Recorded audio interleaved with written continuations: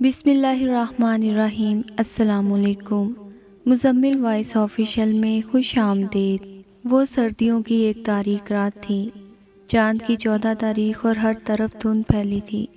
سورج ڈوبے چند ہی گھنٹے گزرے تھے، یعنی کہ صبح ہونے میں ابھی بہت وقت پڑا تھا۔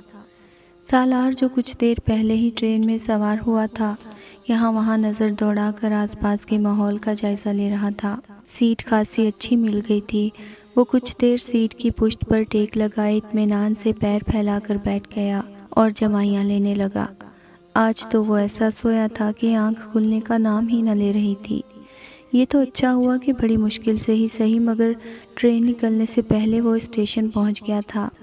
ٹرین برق رفتاری سے اپنی منزل کی طرف بڑھ رہی تھی۔ کھڑکیوں سے باہر گہرا اندھیرا چھایا تھا اور باہر سے آنے والی یخ بستہ ہوا روح کو چیرتی محسوس ہو رہی تھی۔ سالار اپنی جگہ سے اٹھا اور کھڑکی کو بند کیا تو کچھ سکون ہوا۔ ٹرین اسٹیشن سے تقریباً 40 کلومیٹر دور نکل چکی تھی۔ کھانا سالار کھا کر نکلا تھا۔ اس نے اپنے بیگ سے چادر نکالی اور برتھ پر بڑی پھرتی سے بچھانے لگا کہ جب سرحان نے اپنا بیگ رکھا اور بڑے آرام سے برتھ پر لیٹ کر اس نے اپنے بیگ پر سر رکھ دیا۔ لیٹتے ہی اس کی آنکھیں بوجھل ہونے لگیں کہ اچانک اس کا کندھا کسی نے تھپتھپایا، جس پر اس نے اپنی آنکھیں کھول کر دیکھا۔ سامنے ٹی سی کھڑا تھا۔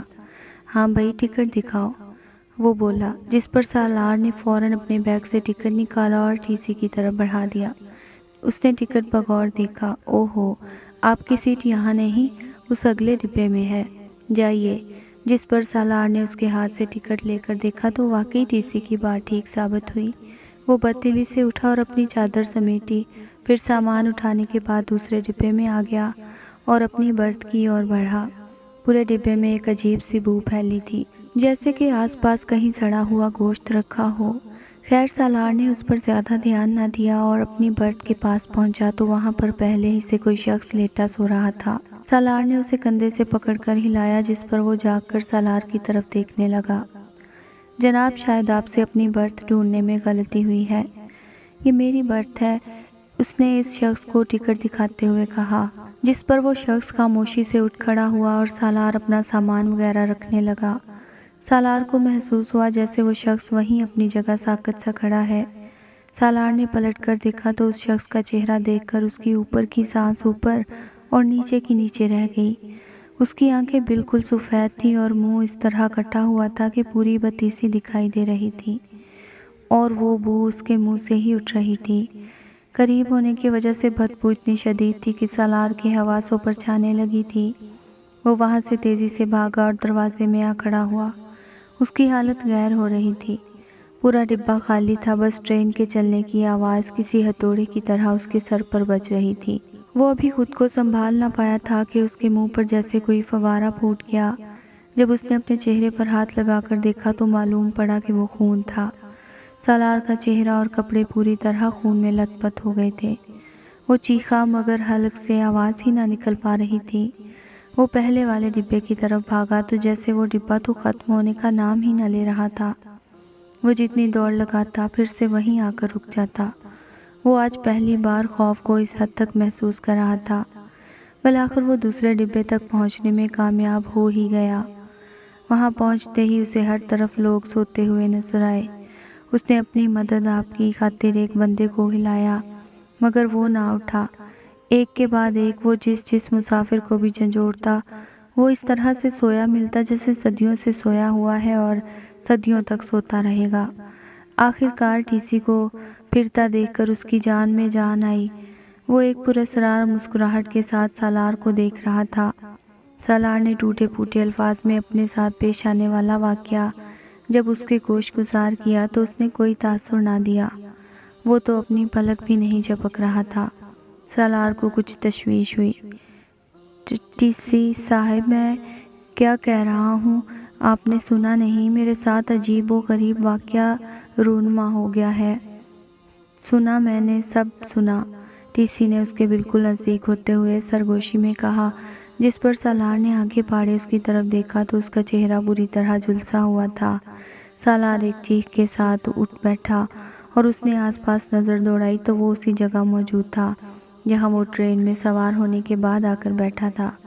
حواس بحال ہوئے تو معلوم پڑا کہ وہ ایک خواب تھا، مگر کچھ تھا جو وہ نہیں جانتا تھا۔ اس نے گہری سانس لی، جس کے ساتھ ہی ایک دھماکے کی آواز سنائی دی اور ٹرین بھی ایک شدید جھٹکے کے ساتھ رک گئی۔ شاید کوئی حادثہ ہو گیا تھا۔ سالار نے ادھر ادھر دیکھا تو اسے ایک بات نہایت عجیب لگی کہ اتنے زوردار دھماکے جیسے شور کے بعد بھی کوئی مسافر نہیں جاگا تھا۔ وہ سب کے سب بدستور سو رہے تھے۔ سالار اٹھا اور چلتے ہوئے ٹرین سے نیچے اتر آیا۔ ٹھنڈ تو وہ پہلے ہی محسوس کر رہا تھا، مگر نیچے قدم رکھتے ہی یکبستہ ہوا کے جھونکوں نے اس کا استقبال کیا تھا۔ آس پاس دھند ہونے کی بدولت کچھ بھی واضح طور پر دکھائی نہیں دے رہا تھا، مگر سالار کو ایک بات سمجھنے میں دیر نہ لگی کہ پوری ٹرین میں سے نیچے اترنے والا بس ایک وہی تھا اور کوئی بھی نیچے نہ اترا تھا۔ یہ بات واقعی حیرت انگیز تھی۔ وہ یہ سب سوچ ہی رہا تھا کہ اسے دور سے کوئی دھیرے دھیرے چلتا ہوا آتا دکھائی دیا، جو اسی کی طرف آ رہا تھا۔ قریب آنے پر معلوم پڑا اس نے کالی چادر سے خود کو ڈھانپ رکھا تھا، اور سالار کے پاس پہنچتے ہی اس نے اپنے چہرے پر سے چادر ہٹا دی تو یہ وہی شخص تھا جو سالار کو برتھ پر ملا تھا۔ کیا ہوا، اس ویرانے میں اکیلے کیوں اتر آئے؟ آس پاس کچھ نہیں، جنگل ہی جنگل ہے، وہ عجیب سے لہجے میں بولا اور زور سے ہنسا۔ سالار کو اپنا وجود کانپتا ہوا محسوس ہوا۔ وہ بھاگا تو اسے لگا وہ آدمی بھی اس کے پیچھے ہی بھاگا ہے۔ سالار بڑی مشکل سے ٹرین میں سوار ہوا اور اپنی سیٹ پر آ کر بیٹھ گیا، جو کہ کھڑکی کے پاس تھی۔ وہ سانس بحال کر ہی رہا تھا کہ اس کو کھڑکی سے کوئی گلا سڑا ہاتھ اندر آتا دکھائی دیا۔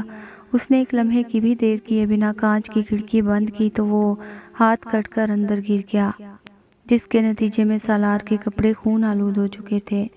وہ فوراً اٹھا اور باتھ روم کی طرف بھاگا۔ ٹرین چل چکی تھی۔ سالار اپنے کپڑے دھونے لگا کہ اچانک اس کی نظر وہاں موجود کھڑکی پر پڑی، جہاں کوئی ہاتھ پاگلوں کی طرح کھڑکی کو بجا رہا تھا۔ تیز رفتاری سے چلتی ہوئی ٹرین میں یہ ہاتھ کیسے ممکن بات تھی؟ سالار حواس باختہ ہو رہا تھا کہ اچانک کھڑکی پر ایک سفید چہرہ نمودار ہوا۔ سالار چلا کر باہر بھاگا۔ وہ جیسے ہی باہر نکلا، سامنے وہی آدمی کھڑا تھا اور سالار کے منہ پر بہت زور سے چلایا۔ سالار نے بے ساختہ دروازہ واپس بند کیا اور سر پکڑے بیٹھ گیا۔ اتنے میں اچانک ہر طرف گہری خاموشی چھا گئی اور پھر لوگوں کے شور کی آوازیں آنے لگیں۔ معلوم ہو رہا تھا ٹرین کسی اسٹیشن پر رکی ہے۔ سالار تیزی سے باہر نکلا اور پاگلوں کی طرح اپنا بیگ اٹھا کر بھاگا اور ٹرین سے اتر گیا۔ یہ ایک چھوٹا اسٹیشن تھا۔ سالار نے سکھ کا سانس لیا۔